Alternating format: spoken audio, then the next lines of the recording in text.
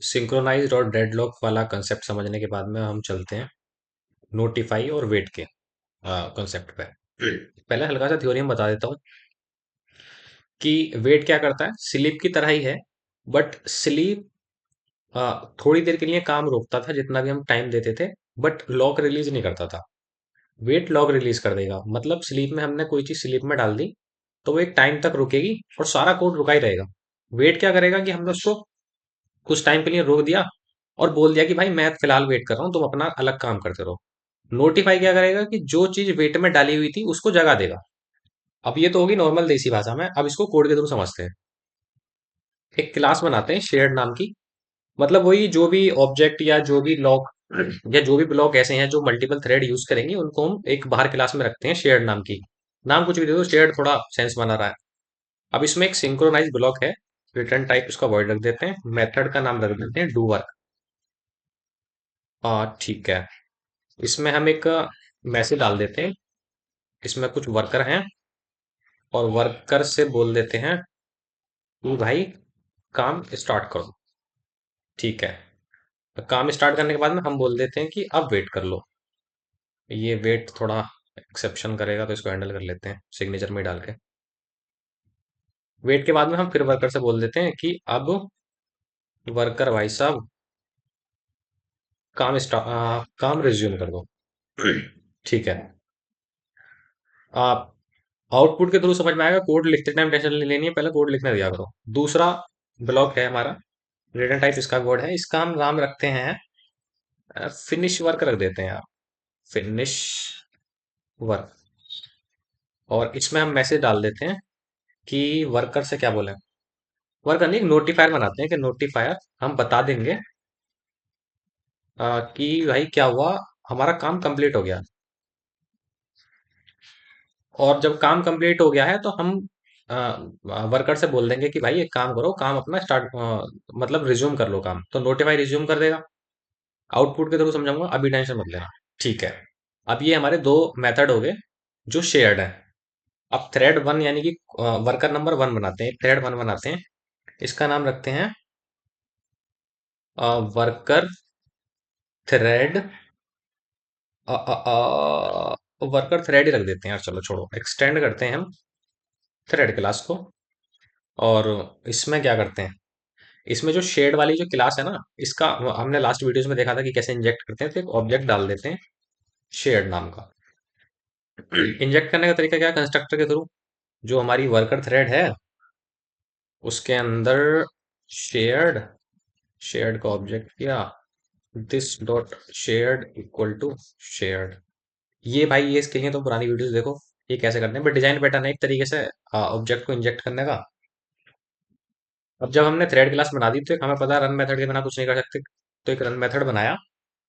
और यहाँ पे हम क्या बोलते हैं रन मेथड में, कि शेयर्ड से बोलते हैं कि शेयर्ड भाई साहब एक काम करो, तुम काम ही करो। ये डू वर्क हमने, अब ये क्या कर रहा है भाई, ये अच्छा ट्राई कैच में डालना पड़ेगा। ठीक है। तो वर्कर थ्रेड हमने बनाई, उसमें शेयर्ड नाम का ऑब्जेक्ट इंजेक्ट किया जिसके थ्रू हम डू वर्क वाला मेथड एक्सेस करेंगे। और जब भी ये थ्रेड स्टार्ट होगी तो हम बोलेंगे भाई वर्कर से कि अपना काम स्टार्ट करो। तो एक तो हमारा ये हो गया। दूसरी हम थ्रेड बनाते हैं, उसका नाम क्या रखते हैं, उसका नाम रखते हैं notifier thread, notifier thread. Extend कर लेंगे इसको थ्रेड क्लास को। और इसमें हम क्या करेंगे, वही शेयर्ड वाला यार कॉपी कर लेते हैं, यार ड्रामा बार बार, कंट्रोल सी, क्योंकि हमें नोटिफायर वाला वो चाहिए यार।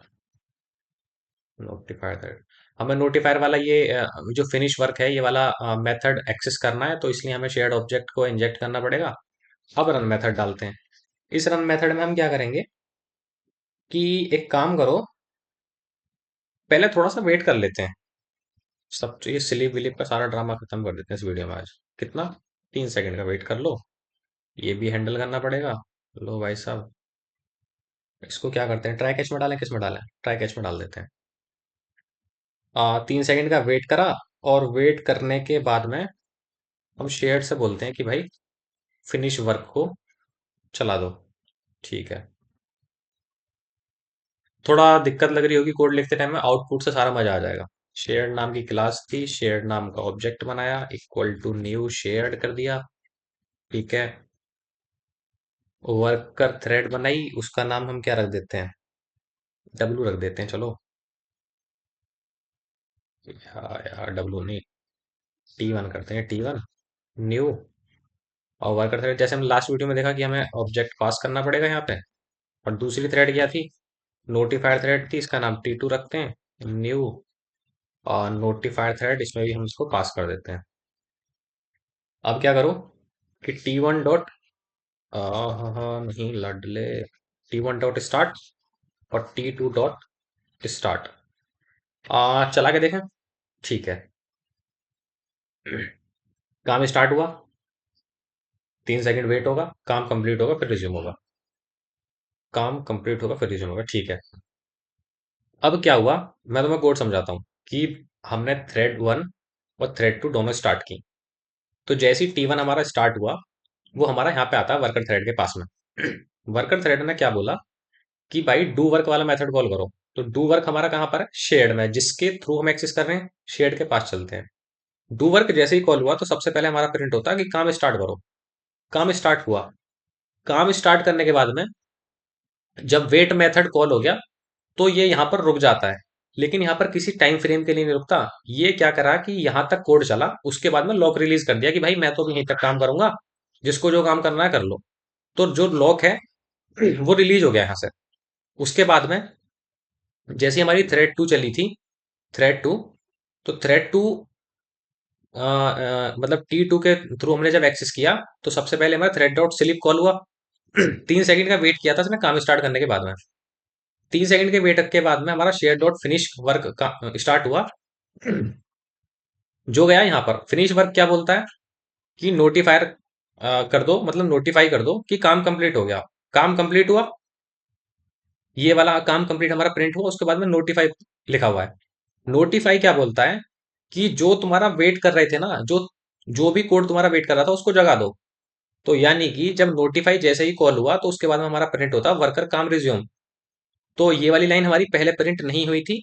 तो नोटिफाई ने बता दिया कि जहां भी वेट है, वेट को जगाने के लिए नोटिफाई यूज होता है। दोबारा आउटपुट चला के दिखाता हूँ, अभी बताता हूँ कि अगर यहाँ वेट की जगह स्लिप होता तो क्या होता।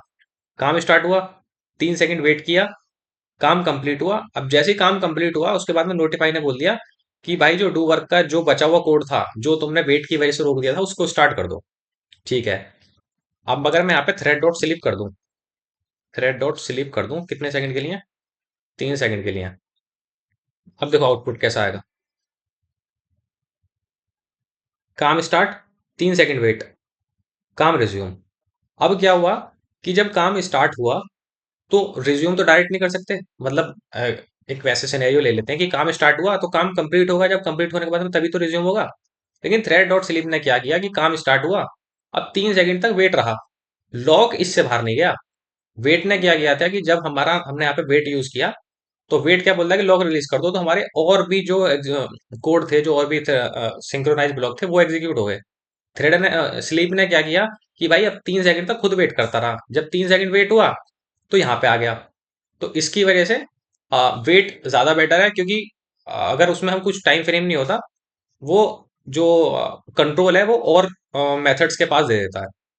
तो वेट जब रख देंगे तो और कोड एग्जीक्यूट हो जाएंगे। और नोटिफाई क्या करता है कि जो वेट होता है उसको जगा देता है। जैसे हमने यहाँ पर वेट यूज किया था, तो ये वाली लाइन हमारी एग्जीक्यूट हुई नहीं थी। जब हमारी ये वाली एग्जीक्यूट हुई उसके बाद में नोटिफाई दिखा, नोटिफाई ने क्या किया कि जो वेट था उसको जगा दिया। अब वेट जब जगा दिया तो कोड एग्जीक्यूट हो गया। सो आई एम होपिंग कि समझा पाया हूँ। बाकी कुछ प्रॉब्लम हो तो कमेंट करके बता देना, बट इजी है, इतना ही इनफ है। Thank you.